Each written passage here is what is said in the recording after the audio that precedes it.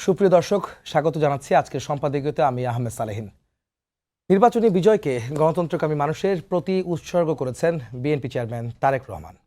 প্রতিশ্রুতি বাস্তবায়নের ঘোষণা দিয়ে বললেন, যে কোনো মূল্যে শান্তি শৃঙ্খলা বজায় রাখতে হবে। নিরাপদ দেশ গড়তে তিনি সব দলের সহযোগিতাও চেয়েছেন। অন্যদিকে নির্বাচনের ফল মেনে নিয়ে দায়িত্বশীল বিরোধী দল হিসেবে কাজ করার অঙ্গীকার করেছে জামাতের আমির ডাক্তার শফিকুর রহমান। প্রাসঙ্গিক বিষয় নিয়ে আজকের সম্পাদকীয় গণতন্ত্রের জয়।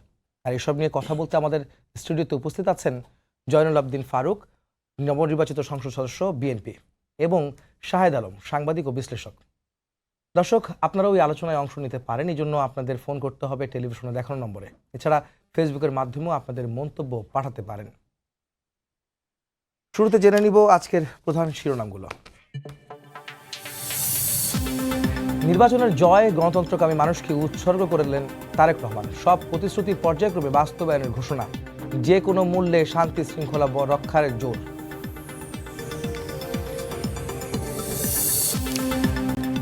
সোম নয়, মঙ্গলবার সকালে সংসদ ভবনে এমপিদের শপথ। বিকেলে নেবেন প্রধানমন্ত্রী ও মন্ত্রীরা। অভিজ্ঞ ও তারুণ্যের মিশেলে হচ্ছে তারেক রহমানের মন্ত্রিসভা। বিরোধী দল হিসেবে সংসদে কার্যকর ভূমিকা রাখবে জামাত। সরকারের গঠনমূলক সমালোচনায় গণতন্ত্র শক্তিশালী করার আশা আমিরের। জুলাইয়ের চেতনা সমুন্নত রাখার প্রত্যয়। প্রতিযোগিতামূলক হয়েছে ত্রয়োদশ জাতীয় সংসদ নির্বাচন। ভোট পর্যবেক্ষণের পর জানালো ইইউ। শান্তিপূর্ণভাবে দলগুলো জয় পরাজয় মেনে নেয় প্রশংসা।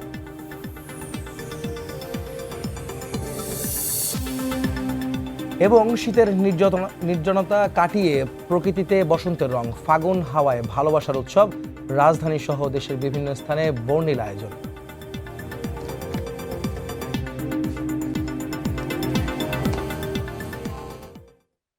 দর্শক, শেষ হয়েছে ত্রয়োদশ জাতীয় সংসদ নির্বাচন এবং বিজয়ী হয়েছে বিএনপি এবং তাদের জোট, আর পরাজিত হয়েছে বা বিরোধী দলে যাচ্ছে জামাত এবং তাদের 11 দলীয় জোট। এসব নিয়ে আজকের বিষয়, যে নির্বাচনে জয় পরাজয়ের হিসাব নিকাশ মিলিয়ে কাঙ্ক্ষিত এবং বহুল প্রতীক্ষিত নির্বাচনের শেষে গণতন্ত্রের পথে এখন বাংলাদেশ। সেই গণতন্ত্রের জয় হয়েছে। সেই গণতন্ত্রের জয়ে আজকে আমাদের বিষয়বস্তু। সেসব বিষয় নিয়ে কথা বলবো জয়নুল আবদিন ফারুক, যিনি সদ্য নির্বাচিত সংসদ সদস্য বিএনপি থেকে। আপনার কাছে প্রথম প্রশ্নটা থাকবে, বিএনপির যে নিরঙ্কুশ বিজয় হয়েছে, তাতে করে কি জনগণের আস্থা ধরে রাখতে বিএনপি আসলে কিভাবে কাজ করবে? সময় টিভি আপনাকে অনেক ধন্যবাদ। অনেক দিন পর আজকে সম্পাদকীয়তে আসার সুযোগ করে দিয়েছেন, সেজন্য সময় টিভির কর্তৃপক্ষকে আন্তরিক ধন্যবাদ জানাচ্ছি। আপনাকে ধন্যবাদ। এবং আজকে আমি প্রথম ইলেক্টেড হওয়ার পরে এটা আমার 6বার, 6বার, 5বার অতিথি ছিলাম, এবার 6বার হলাম। এতে আমার জনগণ, সিনবাগ সোনাইমুড়ি অংশের সকল নেতা কর্মী এবং সমর্থক, সকল শ্রেণীর লোককে আপনাদের পক্ষ থেকে, আমার পক্ষ থেকে আন্তরিক ধন্যবাদ জানাচ্ছি। প্রথম কথা হলো, বাংলাদেশ জাতীয়তাবাদী দলের যে জুলাই বিপ্লবের পর, অগাস্ট জুলাইয়ের বিপ্লবের পর ক্ষমতায় আসার যে পথ বা সরকার গঠন করার যে পথ সুগম হয়েছে, তার একটি কারণ ছিল 16 বছর ধরে এই দলটি তারেক রহমান নির্বাসিত থাকার পরেও যে শক্তি, যে সাহস জুগিয়ে ফ্যাসিস্ট সরকারের সকল আন্দোলনে, সকল অত্যাচার, অবিচার, গুম খুন, মামলা সহ্য করে যারা মাটি কামড়িয়ে ধরে রেখেছিল, তাদের এই মনোবলের কারণে সকল জনগণ এবং তারেক রহমানের সময় মতো নির্দেশনা মেনে যে আন্দোলন, সেই আন্দোলনে ছাত্র জনতাকে সরাসরি সমর্থন দিয়েছে। সেই কারণে এই নিরপেক্ষ নির্বাচন অনুষ্ঠিত করতে পেরেছে ইন্টেরিয়াম গভর্নমেন্ট। সেই জন্য ওনাকেও ধন্যবাদ। ইন্টেরিয়াম গভর্নমেন্ট আমলে যে ভোট আমি দেখেছি, সেই ভোট যেন আমাদের প্রিয় নেতা তারেক রহমান ইনশাআল্লাহ আগামীকাল বা আগামী পরশু যখন শপথ নেবেন, সেই শপথের পরেও ওনার অধীনে আবার যে 14তম সংসদ নির্বাচন হবে, জনগণ প্রত্যাশা করবে এমন একটি নির্বাচন ওনার মাধ্যমে উপহার দেওয়া। কারণ উনি পারবে, এই কারণে পারবে, 16 বছর নির্বাচনে থেকে দলকে উজ্জীবিত রেখেছে এবং সরকার গঠন করে যদি ইনশাআল্লাহ সরকার গঠন তো আমরা করবো ইনশাআল্লাহ, সেই কারণে ওনার যে দক্ষতা অর্জন করেছে, আমি বিশ্বাস করি ইনশাআল্লাহ উনিও এই ইন্টেরিয়াম গভর্নমেন্টের মতো ক্ষমতা হস্তান্তরের পর আরেকটি নির্বাচন অনুষ্ঠিত করতে পারবে। তবে সে নির্বাচন হবে আবারও তত্ত্বাবধায়ক সরকারের অধীনে। হ্যাঁ, এখানে জনগণের যে একটা আস্থার জায়গা তৈরি হয়েছিল আপনাদের প্রতি, এবং আমরা দেখেছি নিরঙ্কুশ বিজয় আপনারা পেয়েছেন, বিএনপি জোট। মোবাইলটা যদি একটু সাইলেন্ট করে নেন। তো এই বিজয়টি কি আসলে যে তাদের যে আস্থার প্রতিদান আসলে আপনারা কিভাবে দিবেন বা কিভাবে কাজ করতে চান? শুধু নির্বাচনই না, পুরো 5 বছর আপনারা ক্ষমতায় থাকতে থাকবেন আপনারা কিভাবে সেই আস্থাকে কাজে লাগাবেন আপনারা? একটা দৃঢ় বিশ্বাস আমার আছে এই দলের কর্মী হিসাবে।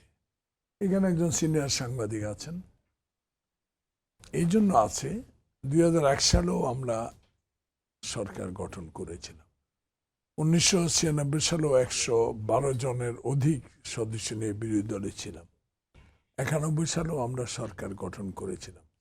এই দৃষ্টিতে আমি যখনই আমরা সরকারে ছিলাম, যখনই আমরা সরকার পরিচালনা করেছি, আমার একটা আত্মবিশ্বাস জন্মেছে এই কারণে যে আমাদেরকে দুর্নীতির সেরাও আখ্যা দিয়েছিল ফ্যাসিস্ট সরকার, কিন্তু জনগণ সেটা কোনোদিনও গ্রহণ করে নাই। তারই প্রমাণ যে ফ্যাসিস্ট যাওয়ার পরে যে নিরঙ্কুশ সংখ্যাগরিষ্ঠতা অর্জন করতে পেরেছে মানুষের জনগণের ভালোবাসার কারণে। সে ভালোবাসা ধরে রাখার সক্ষমতা তারেক রহমানের এবং তার দলের আছে। এই জন্য আমি মনে করি যে আমরা যে নিরঙ্কুশ সংখ্যাগরিষ্ঠতা অর্জন করেছি, আমাদের অতীত যে কার্যকলাপ ফ্যাসিস্টকে বিদায় করে দেওয়ার জন্য সেগুলো মানুষ গ্রহণ করেছে। সত্য পথে আমরা গিয়েছি। তারা বিচার মানে কিন্তু এজলাসে লাথি মেরেছে, খেয়াল করবেন। তারা কিন্তু গণতন্ত্র নামে অগণতান্ত্রিক কাজগুলো করেছে। তারা কিন্তু সাংবিধানিক মতে তারা বলে ক্ষমতায় আছে, কিন্তু সংবিধান তোরা কোনোদিনও মানে নাই। তাদের নিজস্ব গতিতে দেশ পরিচালনা করেছে, সেটা কিন্তু তারেক রহমান করবে না। তার প্রমাণ আওয়ামী লীগ ক্ষমতা থাকার মধ্য দিয়ে 31টি দফা আমরা প্রচার করেছিলাম। তার অঙ্গীকার এখনো এই নির্বাচন আগে যে ইশতেহার প্রকাশ হয়েছে সেটা যে অক্ষর অক্ষর সেই কথাগুলো লেখা আছে। আজকে সংবাদ সম্মেলনে নিশ্চয় আপনি ছিলেন, সেখানেই তারেক রহমান ভবিষ্যৎ প্রধানমন্ত্রী, 2 দিন পরে বাংলাদেশের প্রধানমন্ত্রী হবেন ইনশাআল্লাহ। উনি এই অঙ্গীকারগুলো অক্ষরে অক্ষরে পালন করবেন বিদায় যারা ওনার মন্ত্রিসভার সদস্য হবেন তারাও তাকে ফলো আপ করবেন, এবং তার নির্দেশনা মোতাবেক কাজ করলে ইনশাআল্লাহ আমরা মনে করব আমাদের এই সফলতা ধরে রাখতে পারবো। ধন্যবাদ শাহেদ ভাই। আপনি আপনাকে যেতে চাই সেটা হচ্ছে যে 17 বছর নির্বাসনে ছিলেন তারেক রহমান, তিনি এখন রাষ্ট্র ক্ষমতায় আসছেন, তিনি 2 দিন পর প্রধানমন্ত্রীর শপথ নিচ্ছেন আগামী মঙ্গলবার, একটু জানতে পেরেছি আমরা। এই পথ চলাকে আপনি কিভাবে মূল্যায়ন করবেন? তারেক রহমানের এই এতটা জীবন, 17 বছর তার নির্বাসিত জীবন, এবং 20 বছর পর বিএনপি ক্ষমতায় আসলো। অনেক ধন্যবাদ আপনাকে। দেখুন, তারেক রহমানকে সাংবাদিক মতিউর রহমান চৌধুরী বলেছেন বদলে যাওয়া তারেক রহমান। আমরা একটা বদলে যাওয়া তারেক রহমানকে পেয়েছি। যেই তারেক রহমানের বললে অত্যুক্তি হবে কিনা জানি না, কিন্তু ওনার যে মিশন, এবং উনি খুব ভালোভাবেই জানেন যে এই যে সুযোগ তিনি পেয়েছেন once in a lifetime. এটা এমন না যে উনি বেগম জিয়া এবং শহীদ রাষ্ট্রপতি জিয়া রহমানের পুত্র বলে মানুষ অনন্ত দিনের জন্য তাকে ক্ষমতায় মেনে নেবে, এবং উনি যেইভাবে রাষ্ট্র পরিচালনা করবেন সব কিছুই মানুষ গ্রহণ করবে। উনি জানেন ইটস এ লিটমাস টেস্ট। ওনার মাথার উপরে আছে বেগম জিয়ার লেগেসি। লক্ষ কোটি মানুষ তার জানাজায় মাথা নেমেছে। সারা বাংলাদেশে কেন দক্ষিণ এশিয়ার ইতিহাসে এরকম শ্রদ্ধা কেউ পায় নাই। এই যে চাপ, সেই চাপটা তিনি যখন নির্বাচন ক্যাম্পেইন শেষ করলেন, বাড়ি ফেরার আগে কোনো সূচিতে ছিল না, কিন্তু তার মা বাবার কবরের কাছে যে ওই লেগেসিটা সে মনে করছে, এবং এটা এমন না লোক দেখানো, ইটস এ ওয়াদা যে জিয়াউর রহমান একটা বাংলাদেশ একেবারে গহ্বরে থাকা একটা রাষ্ট্রকে এবং দ্বিধাবিভক্ত রাষ্ট্রকে, মুক্তিযুদ্ধের পক্ষ বিপক্ষ এরকম নানান যে দ্বিধা, সেই পক্ষের রাষ্ট্রকে তিনি আস্থায় নেওয়ার জন্য যেমন রাজাকারদেরকে তিনি আস্থায় নিয়েছিলেন, বাম এবং মুক্তিযোদ্ধাদের নিজে মুক্তিযুদ্ধের ঘোষক হওয়ার কারণে ওই আস্থা নিয়েছিলেন, সবাইকে মিলে তার যে আগ্রহ ছিল দেশটাকে অর্থনৈতিক ভিত্তির উপর দাঁড় করানো, একটা গহ্বর থেকে অর্থনৈতিক ভিত্তির উপর দাঁড় করানো। ওই সময় আমাদের যে মিল কলকারখানা হয়েছে, রাষ্ট্র হিসেবে বাংলাদেশের যে মর্যাদা ছিল দক্ষিণ এশিয়া এবং বিশ্বে, সেটা এস্টাবলিশড হয়েছে। আর বেগম জিয়ার আমলে যেটা হয়েছে, নারী শিক্ষার অগ্রগতি, মিল কলকারখানা এবং সামগ্রিকভাবে যে বাংলাদেশ রাষ্ট্রের ভিত্তি সেটা মজবুত করার রাজনীতি, এই দুইটা লেগেসি তারেক রহমান নিয়ে রাষ্ট্র ক্ষমতায় যাচ্ছেন। কিন্তু এই যাওয়াটা তো কঠিন ছিল অনেক, তাই না? 17টা বছর তিনি ছিলেন না, এবং তার লিডারশিপকে চ্যালেঞ্জ করা হয়েছে প্রতিনিয়ত। তাকে বিচারিক আদালত এবং অন্যান্যভাবে নানানভাবে কর্নার করা হয়েছে। গণমানুষের ভালোবাসায় আজকে যে সুযোগ তিনি পেয়েছেন, তিনি জানেন সেনেট টেস্ট, তার সামনে 5 বছর সময় আছে। হয়তো বিরোধীরা তাকে 5 বছরও দিতে চাইবে না। আমি যখন আলোচনা করছি তখন দেখছি, আপনি যে বললেন জামায়াত ইসলামী অভিনন্দন জানিয়েছে, একটু আগে সংবাদ ফলাফল দেখছি। মেনেও নিয়েছে এবং তারা বলেছে বিরোধী এবং দলের ভূমিকা পালন বিরোধী দলের করবেন। ভূমিকাও পালন করবে না, সেটা বলেছে। সেই পোস্ট ডিলিট করেছে জামায়াত ইসলামীর তার আমিরের পেজ থেকে, আমি তাই নিজেও নাকি? খুঁজে পাচ্ছি না। ইয়েস, এই যে টিভিতে আসছে, না, এটা টিভিতে আসছে, বাট এখনকার আপনি সোশ্যাল মিডিয়া তো আমরা একটু অনেস্টেপ অ্যাহেড থাকি আর কি, সেখানে সেই পোস্ট ডিলিট করেছে। কিন্তু আবার আমি দেখছি যে উনি ডক্টর শফিকুর রহমানের বাসায় যাবেন সোমবার, রোববার আগামীকাল সন্ধ্যায়, সন্ধ্যায়। এবং নাহিদ ইসলামের বাসায় যাবেন ও একই রাতে। একই রাতেই।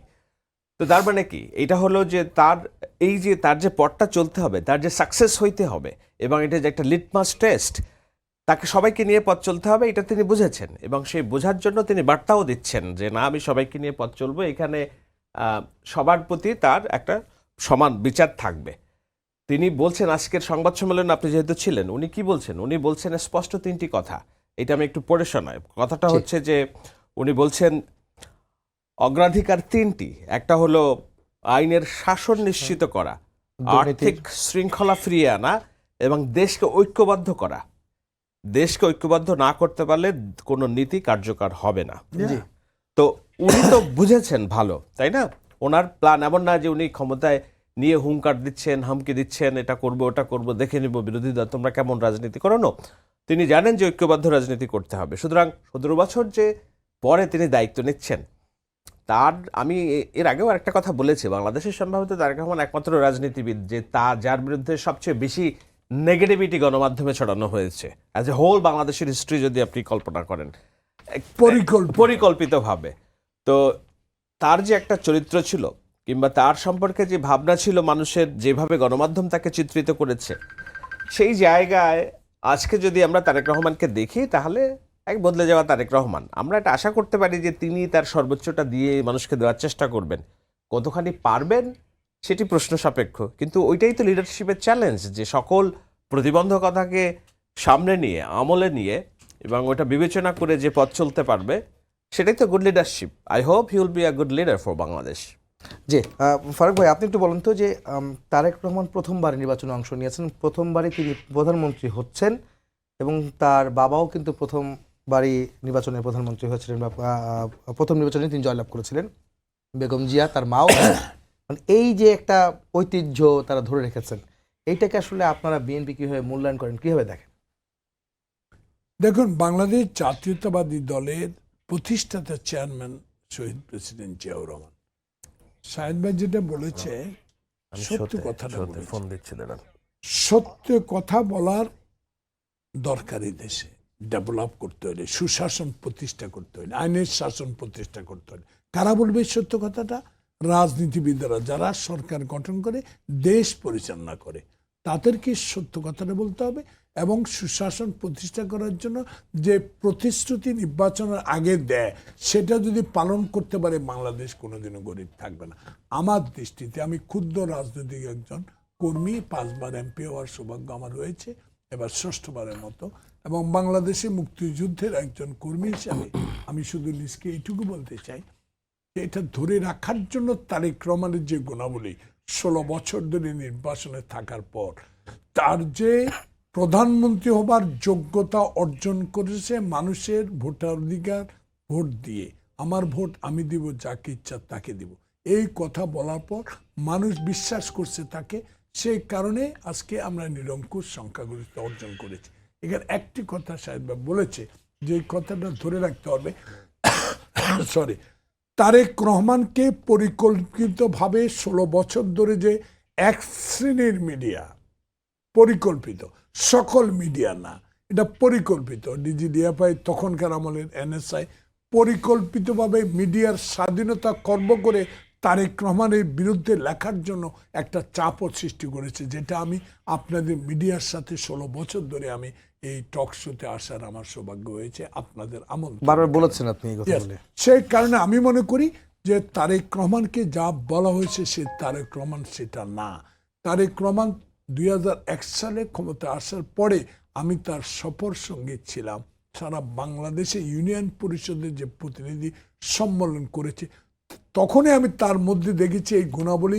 আস্তে আস্তে একদিন আমি বলেছিলাম, যখন উনি শেখ মুজিবুর রহমানের কবর জিয়ারত করতে যাচ্ছিলেন, তখন আমি গাড়িতে, অনেক 3 নম্বর গাড়িতে মনে হয় ছিলাম, আমার মনে হলো যে বাংলাদেশে এই লোক একদিন না একদিন রাষ্ট্র ক্ষমতা আসবে তার এই কর্মপন্থার জন্য। তখন কিন্তু আমরা শেখ মুজিবুর রহমানের দল, তার বিরুদ্ধে অনেক কথাই বলতাম, তবুও সেখানে আমাদের জয়েন্ট সেক্রেটারি ছিলেন উনি সিনিয়র, তখন উনি ওনার কবর জিয়ারত।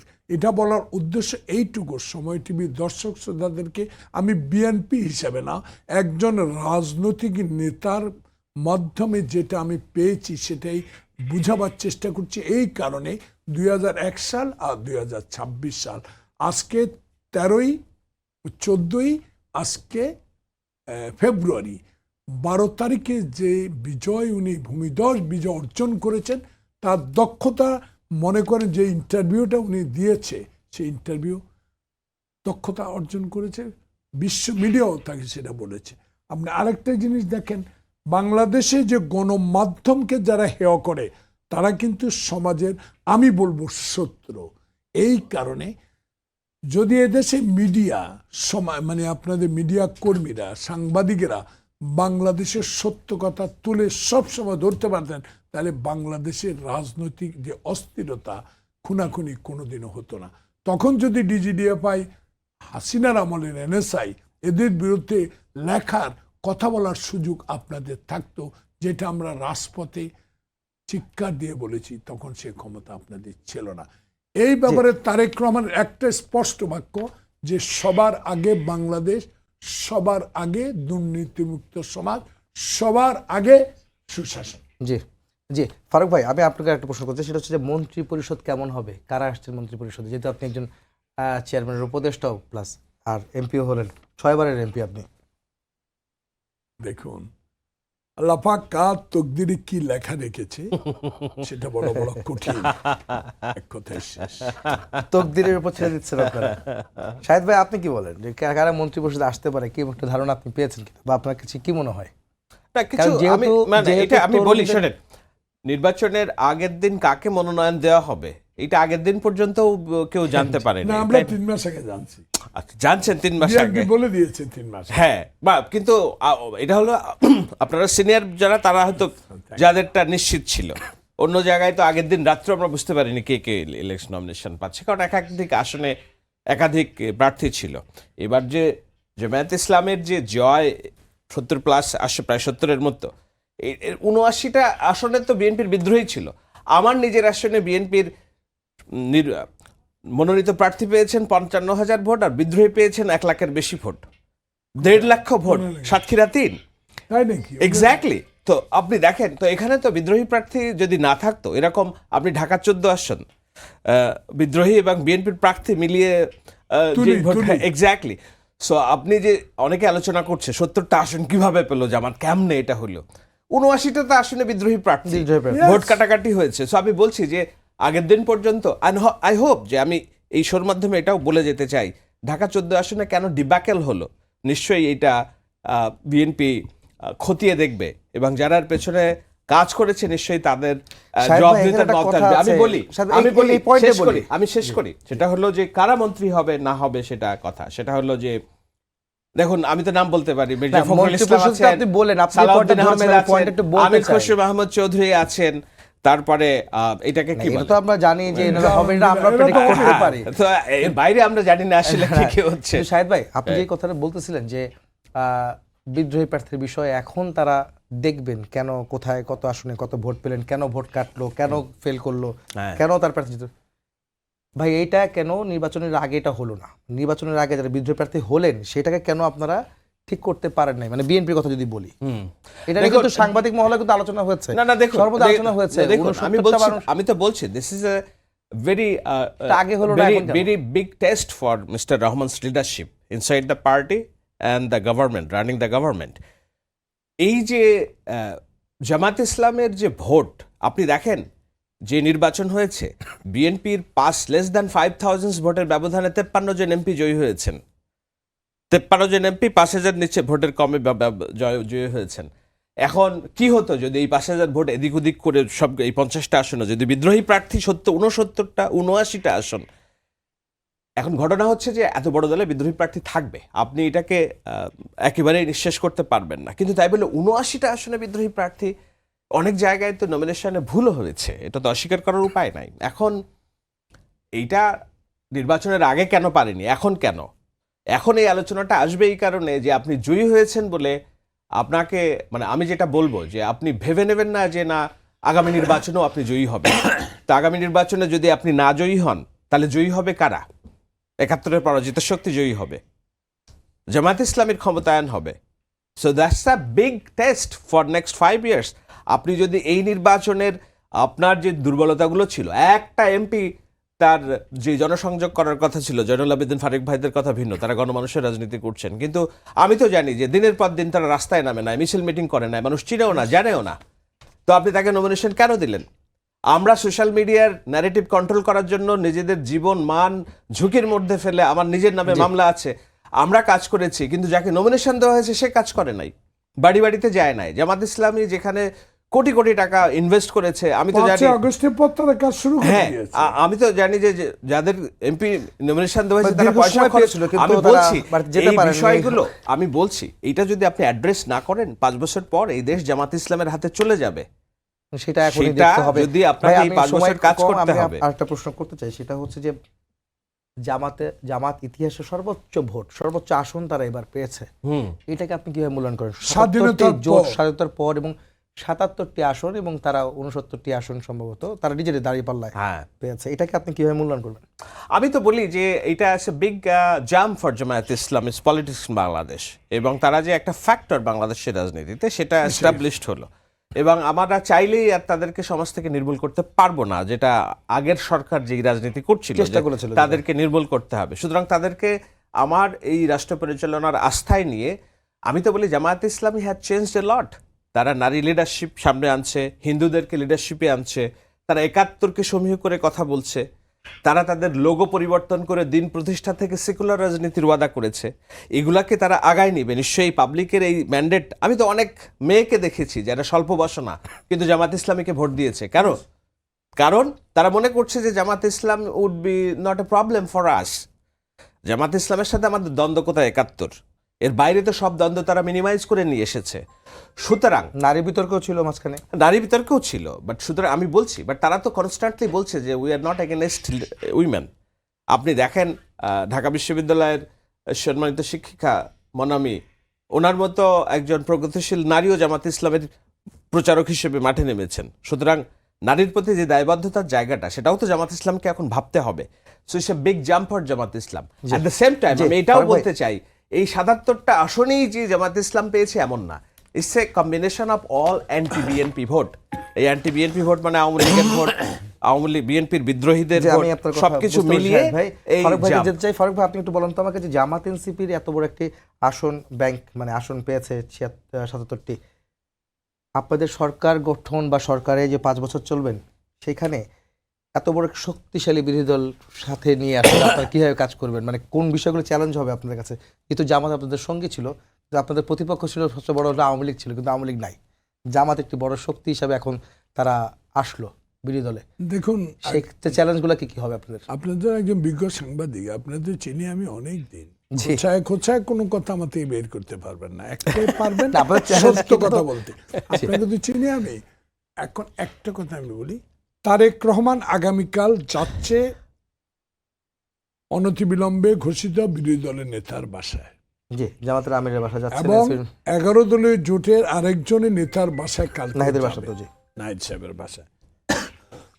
সে কারণে আমি বলতে চাই আপনাকে, তারেক রহমান যেটা চাচ্ছে, এরশাদের গৃহপালিত বিরোধী দল না, একটা কার্যকর বিরোধী দল হিসাবে তার বাসা যাচ্ছে ভূমিকা পালন করার জন্য, যেটা গণতন্ত্রের স্বার্থ হবে, সংবিধানের স্বার্থ হবে, শিক্ষার জন্য হবে, স্বাস্থ্যের জন্য হবে, জনগণের সরকারকে সহায়তা করার জন্য সকল কিছু বিরোধী দল থেকে উনি আশা করার জন্য ওনার সাথে সাক্ষাৎ করার জন্য যাচ্ছে। সে কারণে জামাতে ইসলাম কি করবে, জামাতে ইসলাম ৭১ সালে কি করেছে, সে বিষয়গুলো তো এখন বলার সময় না। এখন বলার সময় দেশ গড়ব, দেশের জন্য কাজ করব।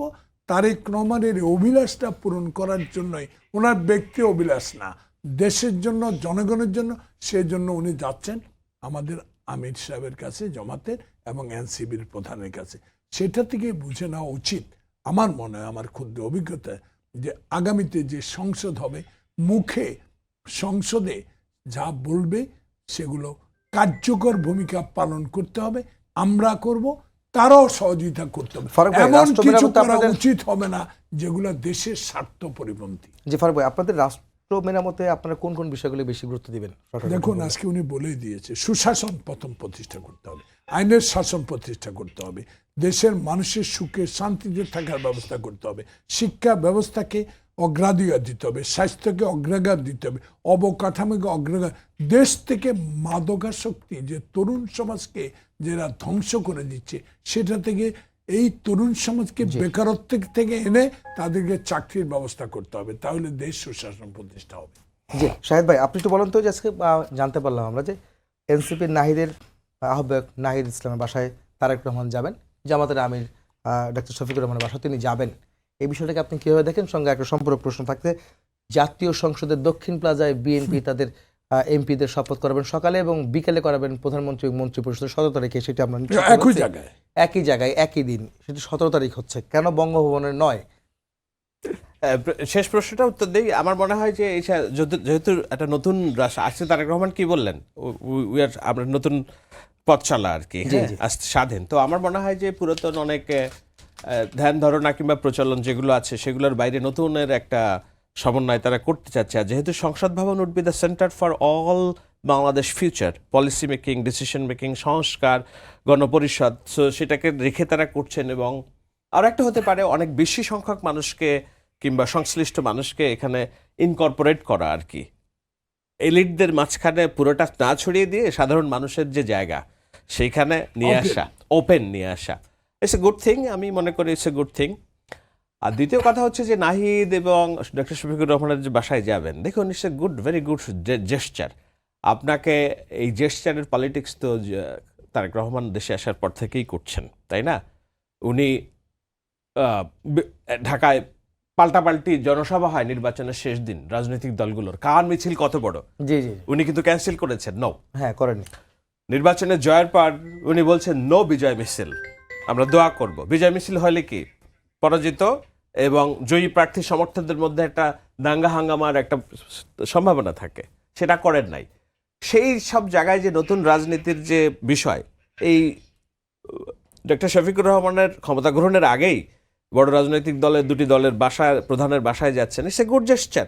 বিনিময়ে তারাও তো গুড জেস্টার দেখাচ্ছে, তারা কোথাও বিএনপির এই জয়কে চ্যালেঞ্জ করে, এটা রেড করছে, এটা তাদের পলিটিক্স বাঁচানোর জন্য। কিন্তু তারা তো মাঠে আর এমন না যে আমরা মেনে নেব না, হামকি ধামকি জ্বালাও পড়া ওইগুলো করে নাই, রক্তপাতহীন একটি নির্বাচন দেখেছে বাংলাদেশ। এমনকি তারেক রহমানের প্রতিদ্বন্দ্বী ডক্টর খালিদুজ্জামান, উনি তো বেশ অল্প ভোটেই হেরেছেন, 4-5 হাজার ভোটে, 4,000। উনিও তারেক রহমানকে শুভেচ্ছা জানিয়েছেন। So it's a good politics. Shahed ভাই, আমি আপনাদের কথা বুঝতে পেরেছি। ফারুক ভাই আপনাকে ধন্যবাদ, শাহেদ ভাই দুজনকে ধন্যবাদ জানাচ্ছি। সবাইকে ধন্যবাদ জানিয়ে শেষ করছি আজকের সম্পাদকীয়। আগামীকাল আবার দেখা হবে একই সময়। শুভরাত্রি।